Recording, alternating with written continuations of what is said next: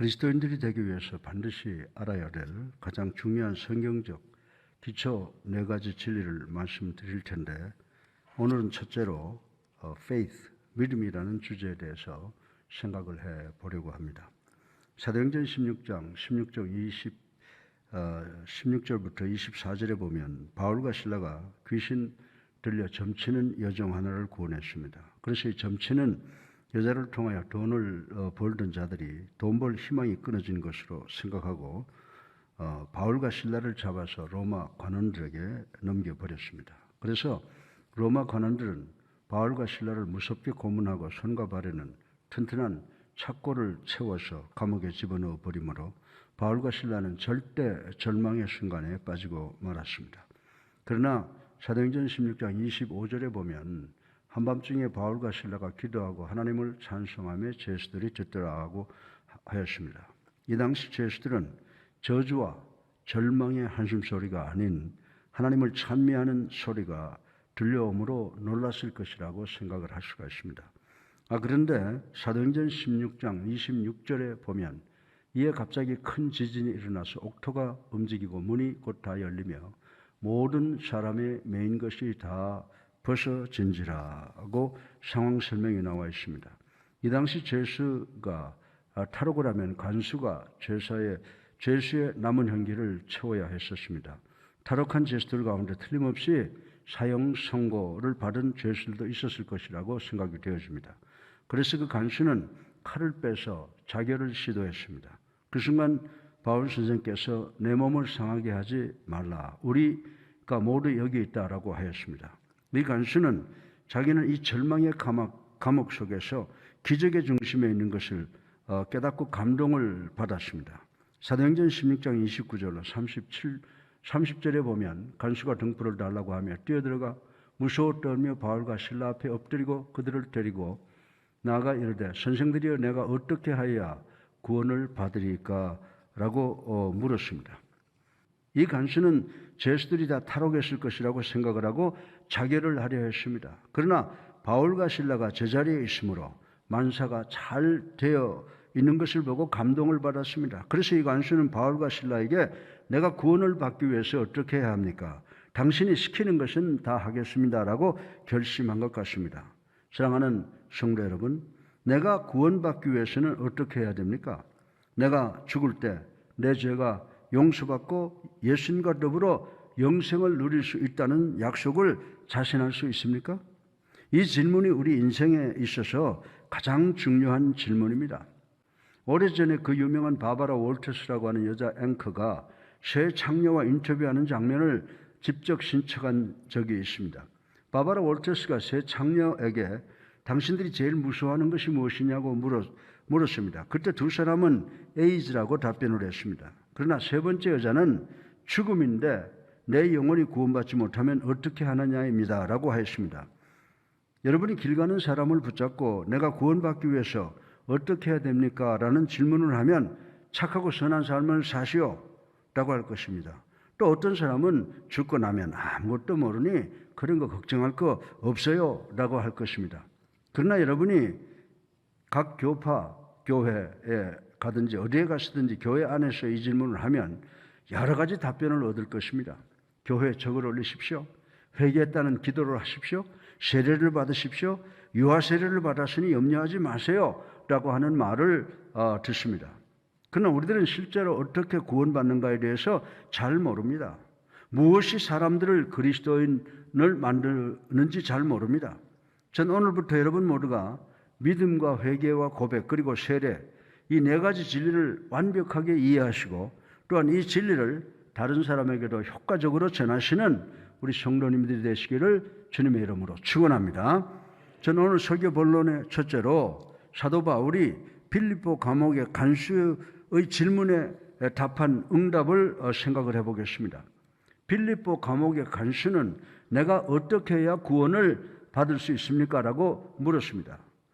바울은 사도행전 16장 32절을 통해서 이르되 주 예수를 믿으라 그리하면 너와 내 집이 구원을 받으리라 라고 말을 했습니다. 그러면 바울 선생이 이 간수에게 그리스도에 대하여 무엇을 믿으라고 가르친 것입니까? 예수 그리스도는 서인이 아니십니다. 하나님께서 당신이 세상에 나타나기 위하여 어느 날 인간에게 입양당하신 분도 아니십니다. 예수님은 하나님께서 인간의 몸을 입고 오신 성육신 하신 분이십니다. 창조주께서 인간의 형상을 입고 이 땅에 오신 분이십니다. 성경에 보면 하나님께서 나사렛 예수의 모양으로 지구를 방문하셨다고 기록하고 있습니다. 예수님께서는 스스로 당신이 또 하나님이시라고 선포하셨습니다. 사도 요한은 요한복음 1장 1절에 태초에 말씀이 계시니라 이 말씀이 하나님과 함께 계셨으니 이 말씀은 곧 하나님이시니라 라고 하셨습니다. 그리고 14절에 말씀이 육신이 되어 우리 가운데 거하시며 우리가 그의 영광을 보니 아버지의 독생자의 영광이요 은혜와 진리가 충만하더라 라고 선포하셨습니다. 바울 선생께서 빌립보 간수에게 예수님을 자신이 믿는 방법과 똑같이 믿을 것을 자신의 서신을 통해서 지적하고 있는 것을 볼 수가 있습니다. 빌립보서 2장 5절에 뭐라고 6절까지 해서 무엇을 말씀하셨습니까? 너희 안에 이 마음을 품으라고 그리스도 예수의 마음이니 이는 근본 하나님의 본체시나 하나님과 동등됨을 취할 것으로 여기지 아니하시고 아멘. 예. 그러므로 이 땅의 모든 그리스도인들은 예수님을 그리스도로 그리고 하나님의 아들로서 더 나아가서는 예수님께서 갈보리 언덕 십자가 위에서 우리의 원죄와 자범죄를 위하여 대속의 죽음을 죽으신 것을 믿어야 되는 줄로 인식하시기를 바랍니다. 예수님 당시 유대계 지도자들은 예수님의 인기를 시기하고 질투하였습니다. 그래서 그들은 예수님의 신적 가르침과 부인할 수 없는 기적 창출을 눈으로 확인했음에도 불구하고 예수님께서 하나님이라는 사실을 정면으로 부인했다고 하는 것입니다. 그리고 예수님께 터무니없는 누명을 씌워서 예수님을 십자가에서 처형하고 말았습니다. 그러나 그들이 이해하지 못했던 것은 예수 그리스도의 십자가의 죽음은 태초에 하나님께서 예정하셨던 사건이라고 하는 사실입니다. 예수님께서 아무도 내 생명을 빼앗아갈 수가 없느니라 내가 주는 것이라고 선언하셨습니다. 예수님의 죽음은 인간적 비극이 아닙니다. 이 죽음은 우리 죄인을 구원하기 위한 하나님의 성스러운 전략인 줄로 믿으시기 바랍니다. 예수님께서는 우리 죄인들의 통수권자이셨습니다. 예수님은 당신의 몸을 십자가 위에 높이 달아서 우리 죄인들 앞에 세우셨습니다. 그리고 죄인인 우리를 향해서 발사되는 사탄의 모든 탄환을 당신의 몸으로 받아내셨습니다. 우리의 통수권자이신 이분은 당신의 귀한 생명을 보잘것없는 당신의 종인 여러분과 나를 위해서 주셨다고 하는 것입니다. 바울 선생께서는 고린도후서 5장 21절에 하나님이 죄를 알지도 못하신 이를 우리를 대신하여 죄로 삼으신 것은 우리로 하여금 그 안에서 하나님의 의가 되게 하려 하심이니라. 아멘. 예수님께서 십자가에 달리시던 그 절망적이고 캄캄한 순간에 우리의 모든 죄악을 예수님의 어깨에 짊어지시게 했다라고 하는 것입니다. 예수님께서 우리 모두의 죄값을 다 갚으셨습니다. 따라서 우리 그리스도인들은 예수님께서 육신을 입고 이 땅에 오셔서 우리의 죄를 대속하기 위해서 십자가 위에서 돌아가셨다는 것과 예수님께서 다시 사셨다는 사실을 믿어야 되는 줄로 믿으시기를 주님의 이름으로 축원합니다. 사실 예수님께서는 당신께서 무덤에서 부활하신 것을 하실 것을 미리 예언하셨습니다. 예수님께서는 당신을 핍박하는 무리들에게 내가 성전을 헐면 내가 3일 만에 다시 짓겠다라고 선언하셨습니다. 예수님께서는 당신의 제자들에게 내가 예루살렘에 올라가면 원수들에게 잡혀 십자가 위에서 죽게 될 것이다. 그러나 나는 3일 만에 다시 살아나게 될 것이다 라고 예언을 하셨습니다. 예수님의 원수들은 예수님의 이 선언을 잘 기억하고 있었습니다. 그래서 그들이 예수님의 시체를 무덤에 장사 지낼 때 제자들이 예수님의 시체를 훔쳐가서 예수님께서 부활하셨다는 거짓된 승리를 선언하지 못하게 하도록 무덤 입구에 큰 바위로 막고 그리고 경비병까지 세웠습니다. 그러나 이래 중 첫날에 이른 아침에 예수님께서 3일 만에 부활하셔서 무덤에 출구를 나오심으로 무덤 너머 삶이 있다는 늘 새 생명이 있고 새 소망이 있음을 입증하심으로 영원한 삶을 사시는 승리를 선언하셨다고 하는 것을 우리는 잘 알고 있습니다. 예수님께서 부활하셔서 제자들에게 나타나셨습니다. 그때 바보 같은 제자들은 비로소 나의 주 나의 하나님이여라고 고백을 했습니다. 요한복음 11장 25절로 26절에 보면 예수께서 이르시되 나는 부활이요 생명이니 나를 믿는 자는 죽어도 살겠고 무릇 살아서 나를 믿는 자는 영원히 죽지 아니하리니 너희가 이것을 믿느냐라고 물으셨습니다. 예수님의 무덤에서 부활하시면 하나님께서 육신을 입고 이 땅에 오신 것을 입증시킨 사실인 줄로 믿으시기를 주님의 이름으로 축원합니다. 베드로는 주님 우리가 누구에게 가야 합니까? 라고 물었습니다. 그때 예수님께서 베드로에게 나는 영생의 말씀을 가지고 있느니라 라고 하셨습니다. 하나님께서는 즉 예수님을 죽음에서 일으킨 그 권능으로 우리를 죽음에서 일으켜 영원히 살게 하실 것을 우리가 믿어야 되는 줄로 믿으시기를 주님의 이름으로 축원합니다. 여러분은 기독교가 이 세상의 모든 종교와 다름을 두 가지 면에서 인식을 해야 됩니다. 첫째로 예수 그리스도께서 무덤을 정복하셨다는 사실입니다. 여러분이 석가모니나 공자나 모함메드의 무덤에 가면 이곳에 아무개가 누워있다라고 하는 묘비를 보게 될 것입니다. 그러나 여러분이 예수님께서 누워 계시던 무덤에 가면 무덤이 비어있고 천사의 음성이 메아리치게 됩니다. 왜 산자를 죽은 자 가운데서 찾느냐? 그는 말한 대로 죽은 자 가운데서 다시 살아나셨느니라 라고 하십니다. 그러므로 그리스도인들은 예수님께서 무덤으로부터 육체적으로 부활하신 것을 믿어야 합니다. 그러나 이 세상의 그 어떤 종교 지도자들도 그런 선언을 할 수가 없다고 하는 것입니다. 둘째로 우리는 우리의 선행이 아니라 예수님을 그리스도로 살아계신 하나님의 아들로 믿으면 구원받는다는 사실입니다.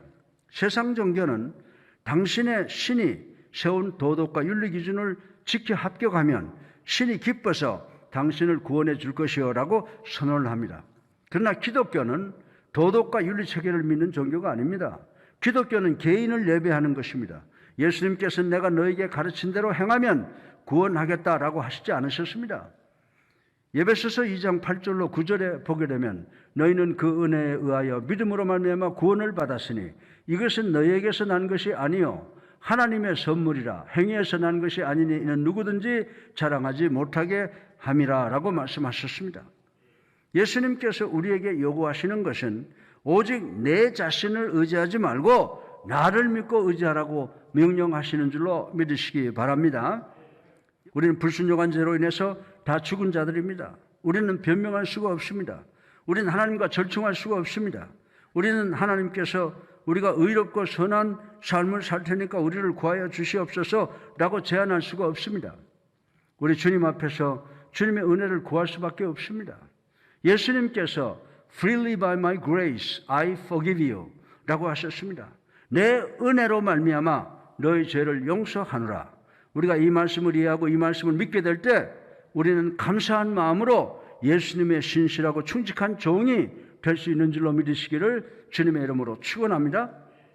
두 번째로 마지막 질문은 우리가 어떻게 예수님을 구주로 믿는가를 생각을 해보겠습니다. 첫 번째로 여러분의 믿음이 강화되는 방법은 여러분의 부족함을 인정하는 것입니다.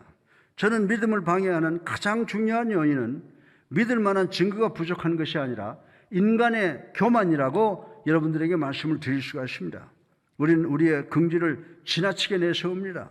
우리의 지능을 자랑합니다. 우리는 매사를 우리의 능력으로 할 수 있다고 하는 이미지를 풍기려고 노력을 합니다.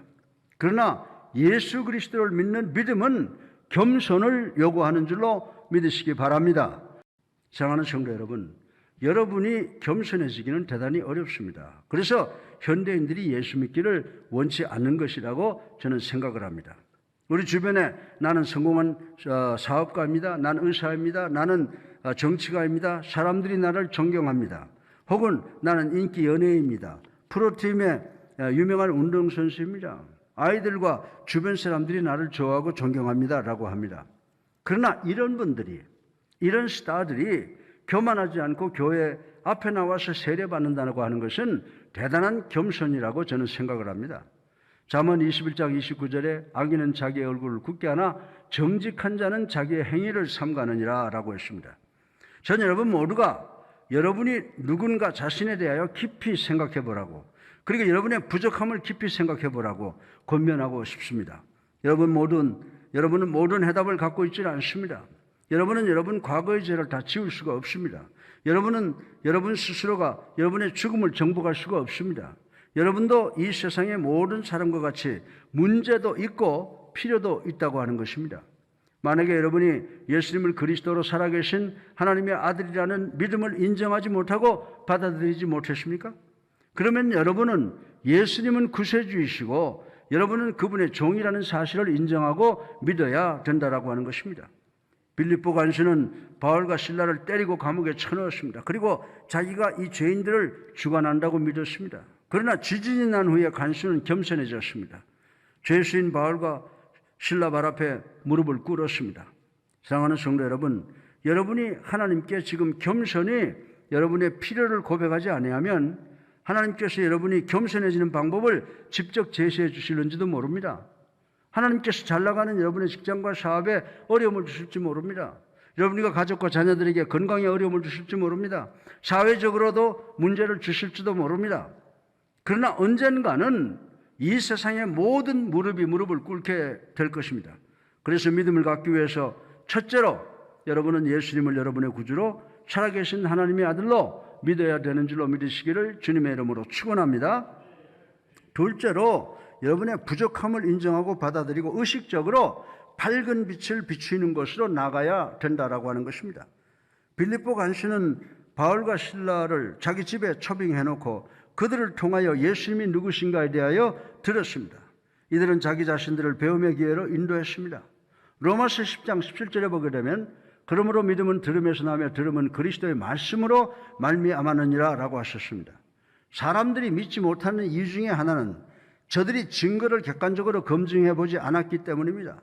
대부분의 성도들이 예수님에 관한 영화를 보는 정도, 유년주일학교에서 배운 것 정도로 예수님이 누구신가에 대해서 간접적으로 듣는 것이 고작이라고 하는 것입니다. 그러나 예수님이 누구이신가에 대해서는 반드시 영적 체험이 있어야 한다고 하는 것입니다. 자기 자신이 직접 성령 체험이 있어야 합니다. 그런데 이런 체험은 여러분이 정기적으로 하나님의 말씀을 읽고 읽을 때 가능하다라고 하는 것입니다. 히브리서 4장 12절에 하나님의 말씀은 살아있고 확률의 활력이 있어 좌우의 날쌘 어떤 검보다 예리하여 혼과 영과 및 관절과 골수를 찔러 쪼개기까지 하며 또 마음의 생각과 뜻을 판단하나니라고 하셨습니다. 여러분이 믿는 자가 되기를 원하면 여러분은 하나님의 말씀을 정기적으로 읽고 배워야 됩니다. 조용히 앉아서 하나님의 말씀, 특별히 신약을 읽으면서 주님께서 여러분의 삶을 안내해 주시기를 조용히 기도하시기를 주님의 이름으로 축원합니다. 셋째로 우리는 우리의 믿음을 심기 위해서 우리의 죄를 회개해야 된다고 하는 것입니다. 여러분은 의심은 지적이 아닌 것이라 윤리 도덕적인 문제라고 말씀을 저는 드립니다.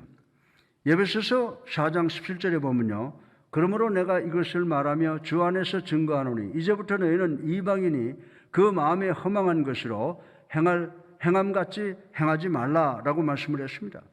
우리들이 가지고 있는 신앙 문제는 우리 머리에 있는 것이 아니라 우리 마음 양심에 있다고 바울은 이야기를 하고 있는 것입니다.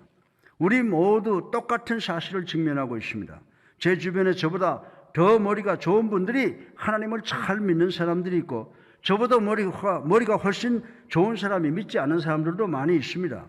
믿음의 차이는 증거의 신빙성이 아니고 개인의 반응에 있다는 것입니다. 어떤 사람이 믿기를 거부하는데 이는 자기들의 삶의 스타일을 바꾸기 원치 않기 때문이라고 말씀을 드릴 수가 있습니다. 이들은 파티를 중지해야 됩니다. 세상과 맺은 관계를 포기해야 됩니다. 그래서 그들은 믿기 원치 않습니다. 그래서 마가복음 1장 15절을 통해서 예수님께서 선교를 시작할 때 제일 먼저 천국이 가까웠느니라 회개하라고 하셨습니다.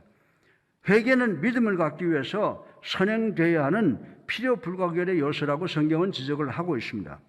빌립보 간수는 처음에는 바울과 실라를 구타했으나 그는 돌아서서 그들의 상처를 치료해 주었습니다. 그들의 반대되는 행위는 믿기를 쉽게 했을 것이라고 생각이 되어집니다. 넷째로 우리는 우리 현재 소유하고 있는 믿음을 실천함으로 우리 믿음을 발전시킬 수가 있습니다.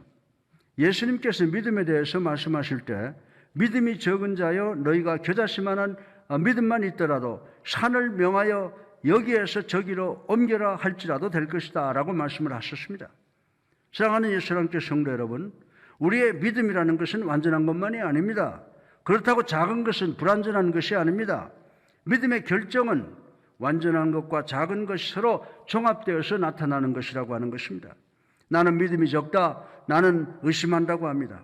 그래서 성경에 주님 나의 믿음이 적은 것을 도와주소서라고 하는 부분을 우리는 읽어 기억할 수가 있는 것입니다.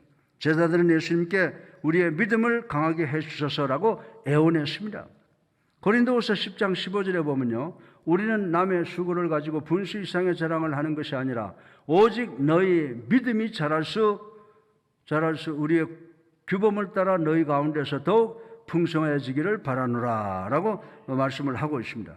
우리의 믿음이 자라기 위해서는 우리의 믿음이 소극적이나 부정적이 되어서는 안 된다는 것입니다. 공식적 혹은 적극적이 되어야 한다는 것입니다. 우리의 믿음이 행위로 나타나야 된다는 말씀인 줄로 믿으시기를 주님의 이름으로 축원합니다. 여러분의 믿음이 작은 겨자씨만 할지 모르겠습니다. 그러나 여러분이 그 믿음 위에 역사하시면 하나님께서 큰 권능을 만들어내시는 줄로 믿으시기를 바랍니다. 여러분의 믿음이 적다고 해도 겨자씨만 하다고 해도 순종하시기를 바랍니다. 여러분이 성경에 대해서 아주 적은 믿음을 가지고 계십니까? 성경을 자주 읽어보시기 바랍니다. 여러분이 교회에 대해서 겨자씨만한 믿음밖에 없습니까? 교회를 더 섬기고 봉사해 보시기 바랍니다. 그러면 여러분의 교회에 대한 믿음이, 성경에 대한 믿음이 자라게 될 것입니다. 빌립보 간수는 자신이 가지고 있는 믿음에 의해서 행동했습니다. 그는 바울과 실라를 자기 집에 초청을 했습니다. 그리고 바울의 말씀을 겸손하게 들었습니다. 그 이후에 생긴 일이 무엇입니까? 한밤중에 이 간수와 가족이 세례를 받았습니다. 그는 하나님의 주권, 예정론이라든지 하나님의 계획 등등을 이해하지를 못했습니다. 그러나 그는 그의 믿음에 의해서 행동을 했습니다. 마지막으로 우리의 믿음을 자라가게 하기 위해서 어떻게 해야 되는가를 생각해 보겠습니다. 그것은 믿기 위해서 변할 수 없는 선택을 해야 되는 것입니다. 여러분은 믿기 위해서 혹은 믿지 않기 위해서 선택을 해야 된다는 것입니다. 리아이 코커스라고 하는 훌륭한 지도자는 믿음은 95%의 증거가 있을 때 믿는 것입니다. 여러분이 100%의 증거가 보일 때까지 기다리면 너무 늦습니다라고 했습니다. 여러분은 모든 것이 진리임을 확신할 때까지 기다립니다. 목사부터 평신도에 이르기까지 여러분의 교회가 100% 확신을 가지기까지 기다리는 경우가 많이 있습니다. 사실은 여러분이 100% 자신감을 가지고 있다면 그것은 믿음이 아니라는 것입니다. 왜냐하면 히브리서 11장 1절에 보면요, 믿음은 바라는 것들의 실상이요 보이지 않는 것들의 증거니라고 말씀하고 있기 때문인 줄로 믿으시기 바랍니다. 어떤 사람은 믿음은 여러분이 가지고 있는 모든 등불을 비추는 것입니다. 그리고 한 걸음 더 나아가게 하는 것입니다 라고 믿음에 대하여 정의를 했습니다. 여호수아는 오늘 너희는 누구를 섬길 것인가를 택하라. 바알을 섬길 자는 바알을, 하나님을 섬길 자는 하나님을 섬기라. 두 가지 사이에서 우왕좌왕하지 말라. 나와 우리 집은 오늘날 여호와를 섬기겠노라. 아멘. 여러분이 여러분의 믿음이 자라기 원하면 선택하시기를 주님의 이름으로 축원합니다. 그리고 절대로 뒤돌아보지 마시기를 주님의 이름으로 축원합니다. 사랑하는 성도 여러분, 우리 삶에는 여러분을 완전히 망가뜨릴 죄와 지옥이 없습니다. 왜냐하면 주님의 은혜가 여러분을 어떤 죄라도 용서하시고 어떤 구렁텅이에서라도 구하여 주시고 변화시켜 주실 수 있기 때문인 줄로 믿으시기를 주님의 이름으로 축원합니다. 그러나 여러분의 은사, 여러분의 재능, 여러분의 공로로, 그리고 이 세상에 아무것도 여러분을 구원할 수 있는 것이 없다는 사실인 것입니다. K. 아서의 고백처럼 여러분 모두는 구원받기 위해서 하나님의 은혜가 필요한 줄로 믿으시기를 주님의 이름으로 축원합니다. 빌립보 간수는 이 사실을 인식했습니다. 이 간수장과 모든 가족이 예수 믿고 영접하고 세례를 받았습니다. 성경은 저희가 그 후에 기뻤다고 보고를 하고 있습니다. 왜냐하면 이 간수장 가족은 그리스도 안에서 구원받았다는 사실을 믿었기 때문이라고 하는 것입니다. 여러분 가운데 아직도 이 사실을 알지 못하고 있으면 이 시간 이 사실을 믿고 예수 그리스도의 은혜에 여러분의 자신을 맡김으로 구원받으셔서 이 땅과 내세에서도 영생복락을 누리시는 여러분 모두가 되시기를 주님의 이름으로 축원합니다.